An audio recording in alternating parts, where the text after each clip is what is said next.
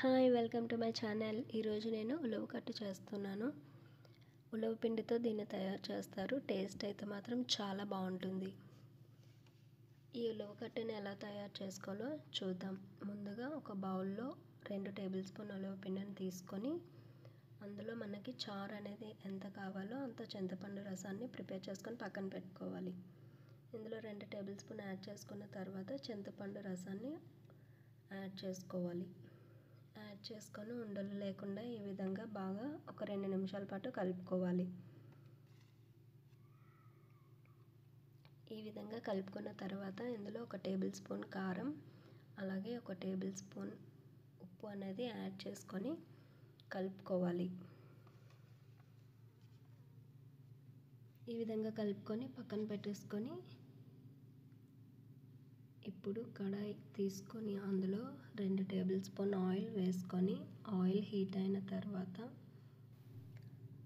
ఇందులో కొన్ని వెల్లుల్లి రెబ్బలు అలాగే 1/4 టీ స్పూన్ జీలకర్ర అలాగే ఒక పచ్చిమిర్చి ఒక ఎండుమిర్చి కొంచెం కరివేపాకు యాడ్ చేసుకొని ఒకసారి ఫ్రై చేసుకోవాలి.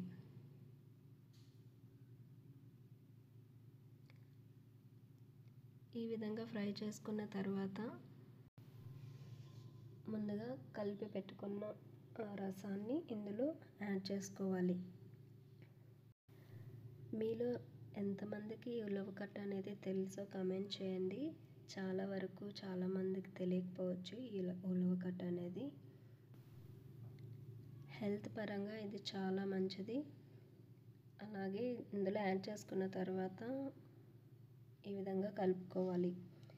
హై ఫ్లేమ్లో ఉంచి పొంగిపోకుండా చూసుకుంటూ 5 నిమిషాల వరకు మరిగించుకోవాలి. మీరు కూడా ఈ ఉలవ కట్టుని మీ ఇంట్లో ట్రై చేయండి. ఎలా వచ్చిందో ఈ రెసిపీని కామెంట్లో షేర్ చేయండి. ఈ ప్రాసెస్ని ఫాలో అవుతూ చేస్తే కనుక టేస్ట్ అనేది చాలా బాగుంటుంది. ఈ విధంగా హై ఫ్లేమ్లో ఉంచి మరిగించుకోవాలి. చూడండి, ఈ విధంగా తిరగబడుతుంటే కనుక మనకు ఉలవచారు అనేది రెడీ అయిపోయినట్టే. ఫైనల్గా ఈ ఉలవ కట్టు అనేది తయారైపోయింది. సింపుల్గా ఇంట్లోనే మీరు కూడా ఒకసారి ట్రై చేయండి. ఇప్పుడు స్టవ్ ఆఫ్ చేసుకొని ఈ ఉలవ కట్టుని సర్వ్ చేసుకోవటమే. ఇప్పుడు కొత్తిమీరతో గార్నిష్ చేసుకొని సర్వ్ చేసుకుంటే కనుక టేస్ట్ అనేది చాలా బాగుంటుంది. మీకు ఈ రెసిపీ కనుక నచ్చినట్లయితే లైక్ చేయండి, షేర్ చేయండి, సబ్స్క్రైబ్ చేయడం మాత్రం మర్చిపోవద్దు. ఎవరైతే నా ఛానల్ని ఫస్ట్ టైం చూస్తున్నారో సబ్స్క్రైబ్ చేసుకోండి. అలాగే పక్కనే ఉన్న బెల్ ఐకాన్ని యాక్టివేట్ చేసుకోండి. Thank you for watching.